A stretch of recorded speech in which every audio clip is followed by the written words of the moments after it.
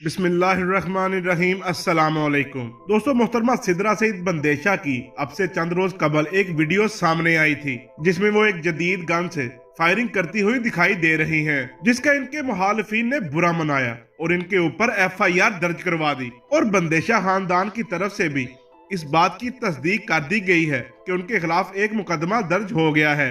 लेकिन बंदेशा खानदान का कहना है कि आज उनकी इस मुकदमे में जमानत हो चुकी है और मोहतरमा सिदरा सईद बंदेशा की किसी भी किस्म की गिरफ्तारी अमल में नहीं लाई जाएगी, क्योंकि जराये का कहना है कि उनके पास जो भी असला मौजूद है वो लाइसेंस याफ्ता है। मोहतरमा सिदरा सईद बंदेशा की जमानत के बाद इनका फूलों की पत्तियों के साथ इस्तकबाल किया गया। उम्मीद है कि मोहतरमा सिदरा सईद बंदेशा हमेशा की तरह इस केस में भी सरफरू होंगी।